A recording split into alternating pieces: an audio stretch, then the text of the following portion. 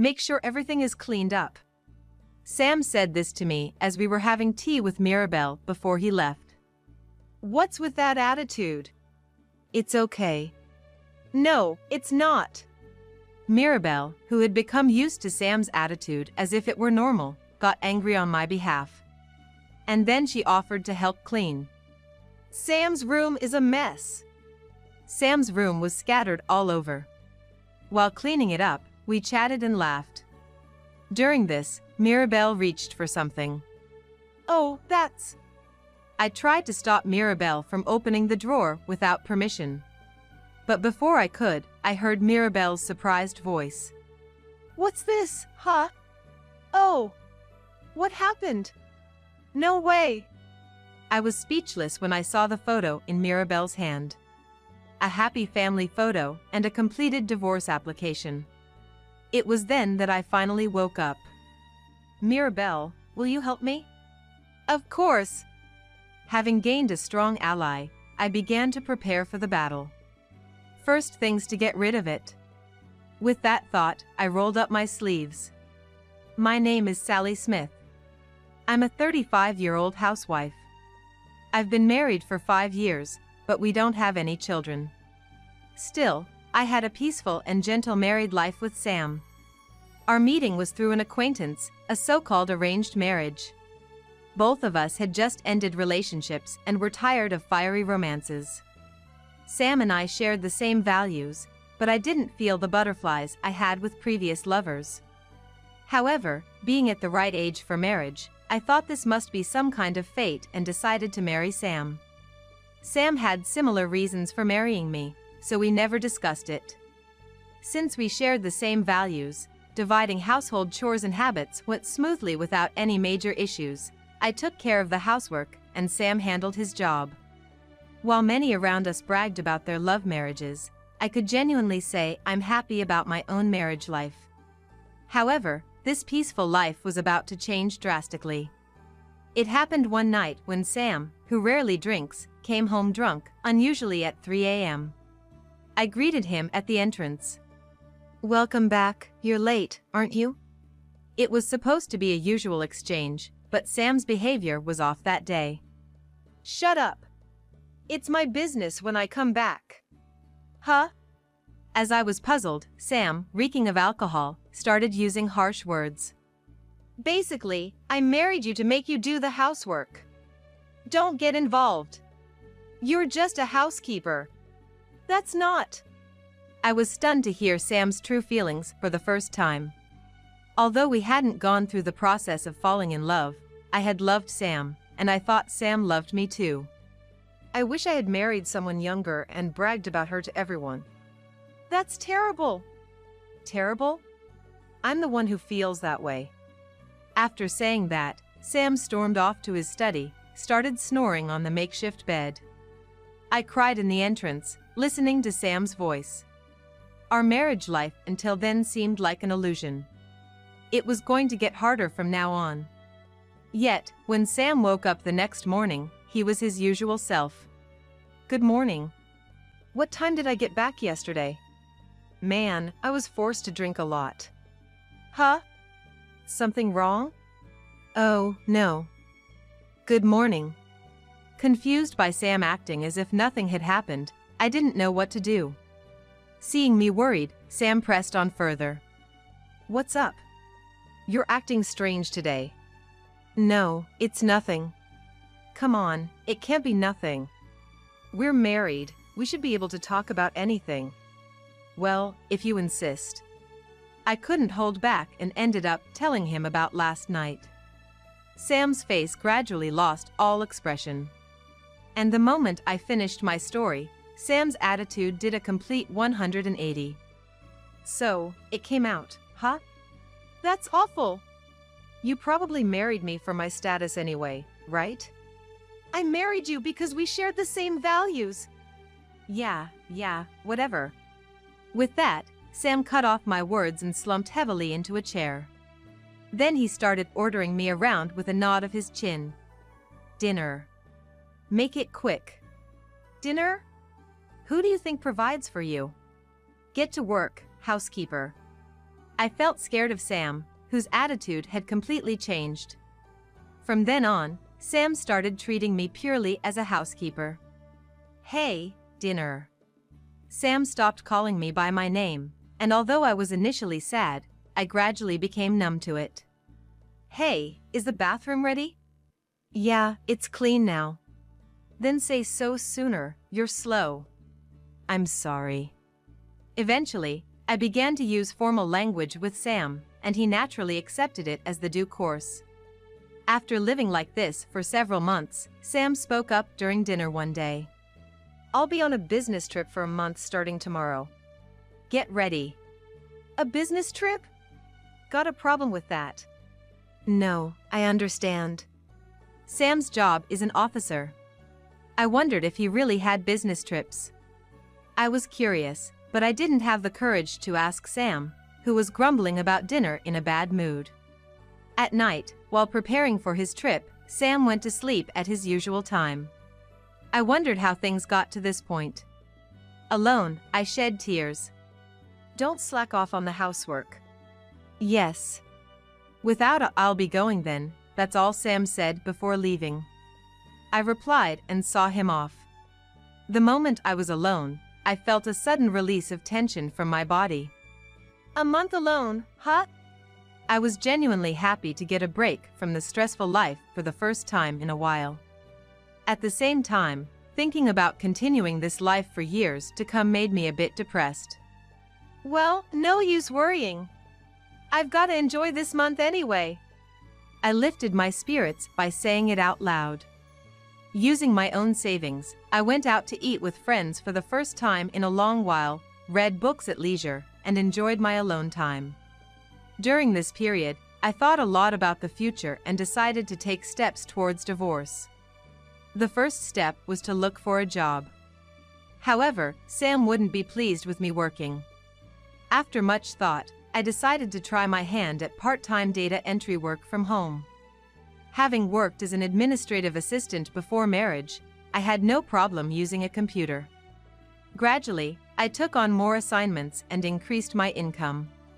Just when I was getting used to this new lifestyle, Sam returned home after a month. Did you take care of the house properly? Yes. We'll see about that. Even though it had been a while, Sam looked at me with an annoyed expression. Of course, there was no souvenir. I didn't even feel like complaining about it. Well, it's passable, I guess. Sam said that after looking around the house. I felt my emotions draining away again. As long as Sam is here, I am an emotionless robot. I thought to myself again that I must get a divorce. After that, Sam often went on long business trips. Each time, I had to pack and then unpack his things. The only saving grace was that the hotels Sam stayed at apparently did his laundry. So there was hardly any laundry when he returned home. I can't count how many times I choked on the sticky, sweet smell of the fabric softener. But complaining about it to Sam would only make him angry. So, I always wore a mask when putting away the laundry. One day, my sister-in-law Mirabelle came to visit our home. Unlike me, Mirabelle is active, and since we're about the same age, we've been on good terms since the beginning of my marriage, calling each other by first names. I served Mirabelle some cake and tea I had made and sat down with her. Then Mirabelle took a bite, smiled, and said, "Sally's cake is always really delicious. Sam's such a lucky guy." You think so? What's wrong? Something happened? No, it's nothing. I forced a smile, and Mirabelle looked at me suspiciously. I tried to change the subject while offering her another piece of cake. How about you, Mirabelle? Oh, listen to this. He left his socks lying around again. Isn't that cute? Not cute at all. Mirabelle was talking about her husband, whom she had recently married. Apparently, he had been a familiar face in the neighborhood and, after pursuing Mirabelle for 10 years, despite being 10 years younger, they got married. Initially, Mirabelle treated her husband like a child, but after being pursued for 10 years, it seems she was completely charmed, and despite complaining, they live happily together. I was very envious of my sister-in-law and her husband. Hey! Are you ready yet? Oh, I am. You're really slow. I'm sorry. Sam seemed not to have noticed Mirabelle was there. Since we hardly talk, I hadn't told him she was coming. It couldn't be helped, but Mirabelle was shocked by Sam's attitude. Without showing his face in the living room, Sam headed to the entrance. Make sure everything's cleaned up. Sam said this to me as Mirabelle and I were having tea, then he left. What's with that attitude? It's okay. No, it's not. Mirabelle got angry on my behalf, having become used to Sam's attitude as if it were normal. And then she offered to help clean up. Sam's room is a mess. Sam's room was scattered all over. While tidying up, we chatted and laughed. In the midst of that, Mirabelle reached for something. Oh, that's... I tried to stop Mirabelle from opening the drawer without permission. But before I could, Mirabelle's surprised voice was heard. What's this, huh? Oh! What happened? No way! I was speechless when I saw the photo in Mirabelle's hand. A happy family photo and a filled-out divorce form. It was then that I finally woke up. Mirabelle, will you help me? Of course! Having gained a strong ally, I began to prepare for battle. The first step is to get rid of stuff. Thinking so, I rolled up my sleeves. Mirabelle and I stuffed Sam's belongings into trash bags. Among them, we saved anything that might serve as evidence, such as diaries, photos, and letters. In the photos, Sam always had the gentle smile of our early marriage days. I collected them emotionlessly, while Mirabelle reacted to each one, getting outraged every time. Hey, let's just go to the lawyer's office now. Yes, let's do that. Mirabelle suggested with a mischievous grin, and I smirked back. Sam said to make sure everything's cleaned up. Let's clean up this relationship entirely. I quickly packed my immediate belongings, disposed of all of Sam's stuff, and headed to the city hall in Mirabelle's car. After filing for divorce, we went straight to Mirabelle's house. What, Sally? Sorry to intrude. Mirabelle's husband was initially very surprised, but after hearing the story from Mirabelle, he became even angrier than she was. For someone who has loved a person for over 10 years, what Sam did was unforgivable. Sally, you can stay here as long as you need. I appreciate it, thank you. I expressed my gratitude to Mirabelle, and she apologized in return. However, Mirabelle had done nothing wrong. On the contrary, she found the evidence and even offered me shelter. I was nothing but grateful to Mirabelle. Sam had said he would be on a business trip for a week. He wouldn't contact me during that time, so he wouldn't realize I had left the house until a week later. We'll never forgive him, he's going to regret this. That's the spirit. Both my husband and I will help you. Mirabelle, thank you so much. Thanks to Mirabelle, I was full of energy and motivation. That night I slept soundly, and the next day I began talking with a lawyer. At the same time, I was also searching for a place to live, and one of Mirabelle's acquaintances offered me a room at a very affordable rate. Gratefully, I decided to make that room my base. Let's work hard together. Yes. Thank you very much. The lawyer's name was Turner, and he was a very refreshing man. Honestly, at first, I was disappointed, thinking he might be another miss, but appearances can be deceiving. He efficiently handled everything from fact-checking to forecasting and made everything I requested possible. I discussed it with Turner and sent a certified letter to Sam. And I left Sam's copy on the living room table. Sam called me 3 days later. Hey! What the hell is this? As soon as I answered the phone, I could hear Sam's angry voice. I responded calmly. As it's written. What? This is ridiculous. Sam complained to me in frustration. And continued his rant. Hey, whose money did you use for this? Mine. What? It's the money I earned, right? No, it's mine. While it's true that Sam provided for the living expenses, my income had already become sufficient enough to cover my own living expenses by then. Therefore, the lawyer's fees this time were entirely covered with my own money, including my original savings. But no matter how much I explained, Sam refused to believe it. Seriously? You're just a useless woman anyway. Just do the housework quietly, and I'll provide for you, so hurry up and come back. To be looked down upon to this extent. Rage bubbled up from the depths of my stomach. I unleashed all of it on Sam. It's you who can't live without me, isn't it? I have my own income sufficient for living. You are unnecessary in my life. Hey! The moment Sam tried to retaliate, the doorbell rang on the other end of the phone. I couldn't help but smile upon hearing it. Look, someone's there. Who's this at such a time? Mom, Dad? I almost laughed at the predictable turn of events. But I held it in and spoke to the other side of the phone. Perfect timing. Sally, thanks for letting us know. We'll give this foolish son a good talking to. Thank you very much. I expressed my gratitude and hung up the phone. My in-laws were both former teachers, very strict about discipline. They were strict with themselves and even stricter with others. Sam had always said he was scared of his parents, but to me, they were wonderful in-laws. There was no way such in-laws would forgive Sam's infidelity.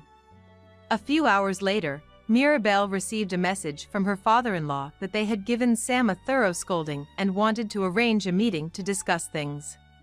We'll be there with you. Mirabelle, really, thank you. I contacted my own parents and set a date for the meeting. My parents cried when they heard about everything, making me feel somewhat guilty.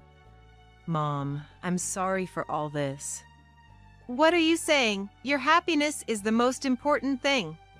Let's cut this bad tie quickly for now. Right, we'll have to cut bad ties soon. I might join you, my mother said, causing a panic in my father's voice over the phone. I chuckled, playing along with my mother's mischief.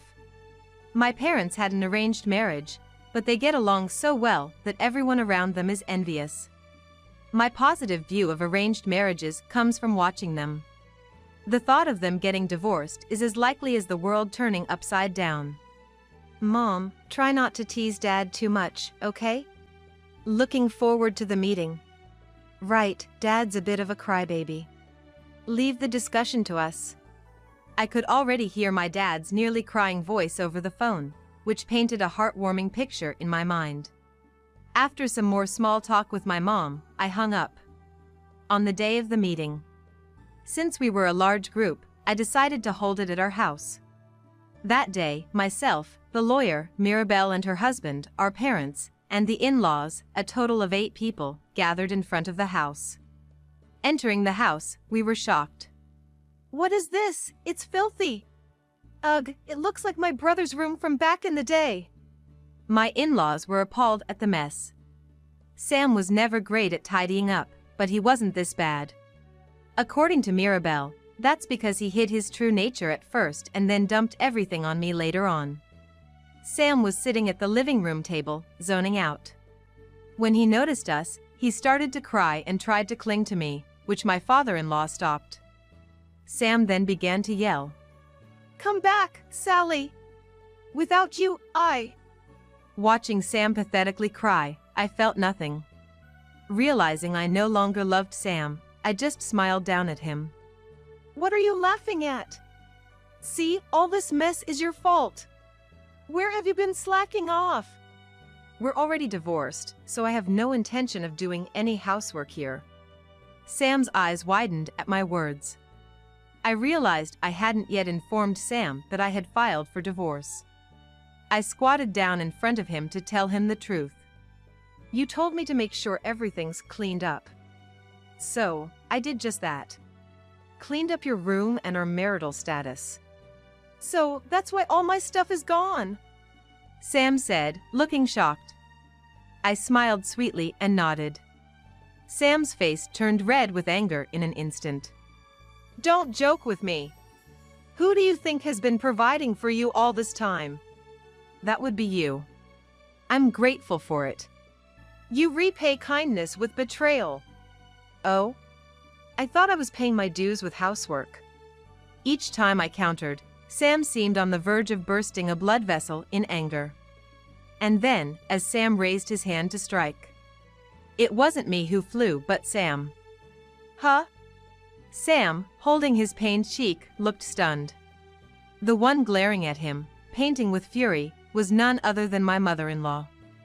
I knew you were a bit insensitive, but I never imagined it was to this extent. What you've done is unforgivable. Mom! My mother-in-law, tears pooling in her eyes, glared at Sam. Then she turned to my parents and me, beginning to kneel in apology. I'm terribly sorry for my foolish son's outrageous behavior, for hurting Sally. Please forgive us. You've done nothing wrong. She kept apologizing, crying. Seeing his mother's actions, Sam seemed to finally realize the gravity of his mistakes. Just as Sam began to speak, the doorbell rang at the perfect timing. I went to greet the guests with a smile. Welcome, thank you for coming. Sorry for being late. No, you're right on time. Please excuse the mess. I led the guests to the living room. Sam's eyes widened upon seeing them. Yvonne! Sam. The woman named Yvonne awkwardly uttered Sam's name. I apologize for the late introduction. My name is Smith, and this is my wife, Yvonne. Yvonne here. I'm so sorry for, well... Yvonne started crying mid-sentence. She looked just like she did in the photo with Sam. Facing her for the first time, I smiled encouragingly and urged her to continue. Let's start with how you two met. Oh, it was at a reunion. She was an ex-girlfriend, right? And you rekindle your relationship after meeting again. I'm so sorry. I didn't know he was married. Yvonne's words made me burst out laughing. Yvonne looked completely terrified by my reaction. I decided to kindly explain why I laughed. Here, this is a copy of the account I found. This is your account, isn't it? Why do you have this? You made it public, wanting to be noticed, right? I pointed to a particular line. It read, "Wish my wife would see this," clearly proving that Yvonne's earlier statement was a lie. You said you cheated without knowing he was married. Lying again? But I'd be sued for compensation otherwise. Exactly. Yvonne's husband glared at her as he spoke. Amidst this, Turner took the floor. Let's proceed. We've demanded $1 million from you. You both are okay with this, right? Sam and Yvonne vigorously shook their heads. Then Sam started speaking in a feeble voice. How are we supposed to raise a child with both of us owning that much? You have to be kind to those with children. Sam's assertion was met with a cold stare from Yvonne's husband. Known only to me and Turner, who had discussed the matter. How dare you say something so insincere? What do you mean? Yvonne attempted to hide the truth even now. My mother-in-law hit the nail on the head as she looked straight at Yvonne. That child in the photo isn't Sam's, is it? Why would you say that? No, that child is Sam's. Oh really, that's strange. What's strange? My mother-in-law chuckled. Yvonne, not understanding, pressed her irritably. Sam is unable to have children. What? Sam should have been informed as well. What do you mean? That's exactly what it means.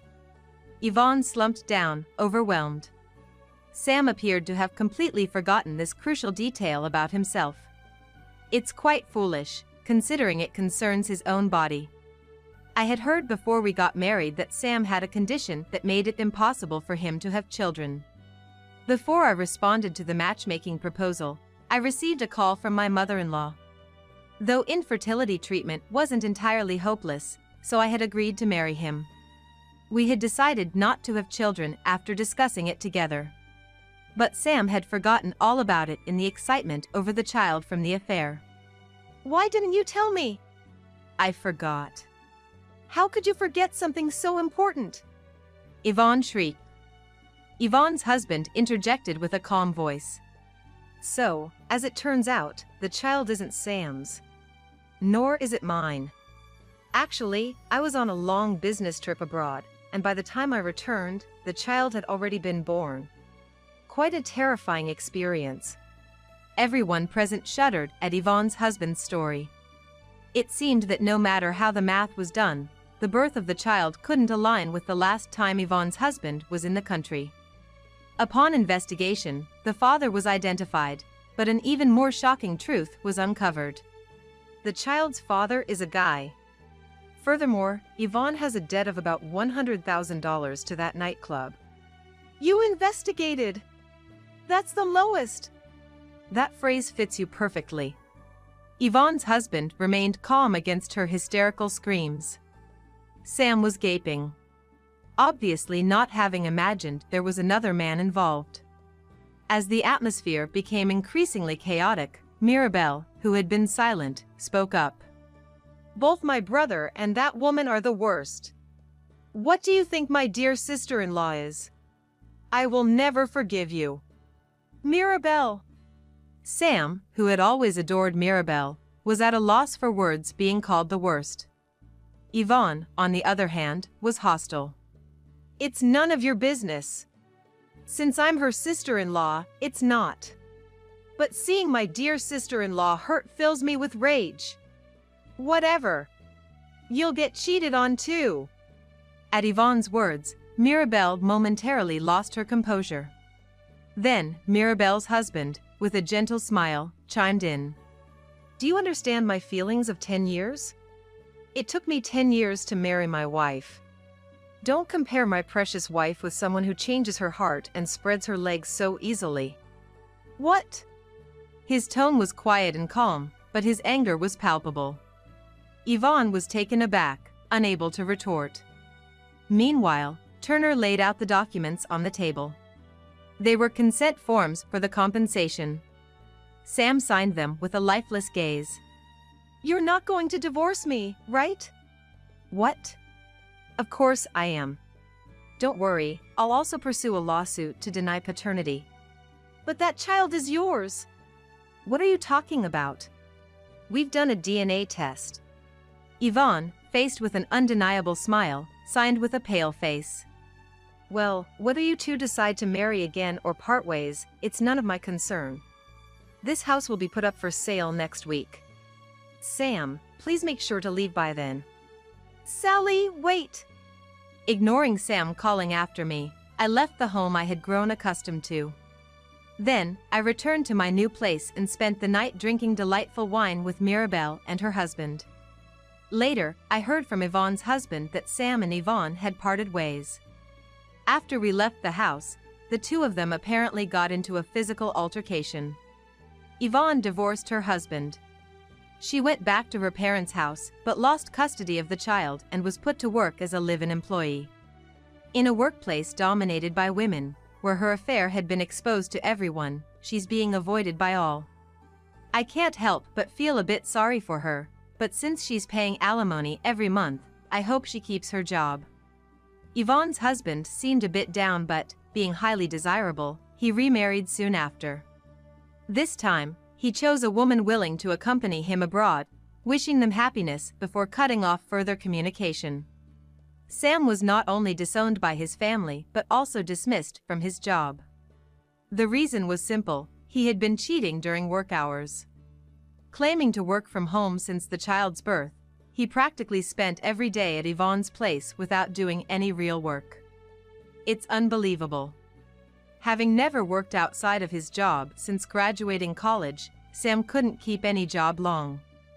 I know this because Turner, my former lawyer, has been receiving tearful calls from him. Unfamiliar with the real world, Sam borrowed money from dubious sources, and the repayment amount kept increasing. He begged to return the alimony and pay in installments instead. Of course, Turner refused, and Sam is now working day and night to repay his debt. My in-laws have started living with Mirabelle and her husband. It seems it was Mirabelle's husband's idea, and the in-laws are very happy. They live close to my house in a two-family home they brought to accommodate all four of them. I'm invited for dinner about once a week, and Mirabelle and I often go out together, maintaining a very good relationship. They initially felt guilty towards me, but I love them dearly and have assured them they're not to blame, bringing us closer than ever. Especially with my mother-in-law, who shares my interest in tea, we often go out for lunch together. Mirabelle and my mother-in-law playfully compete for my attention, which has become a regular occurrence. By the way, I recently remarried. My partner is Turner, who was my lawyer. After the case was closed, we kept in touch, and eventually, Turner asked me out. Since I had no negative feelings towards him, I agreed to date him. We got married a month ago, on our 3rd anniversary. As it turns out, I'm also pregnant and expecting to become a mother next year. Miraculously, Mirabelle is pregnant at the same time, and we're looking forward to being mom friends. Which one is it? A boy. What about Mirabelle? I'm having a girl. Maybe they'll get married in the future. Who knows? After our checkups, Mirabelle and I had such conversations on our way home from the gynecologist. At home, our anxious husbands were waiting for us. Mirabelle and I laughed together at the sight of them. Surrounded by my worrisome husband and a trustworthy friend, I feel very happy. Oh, it moved. Let me feel. It's not moving now. Hey, why are you laughing? I didn't. I wish for these peaceful days to last forever. With only 3 months left until childbirth, I'm eagerly looking forward to meeting our child.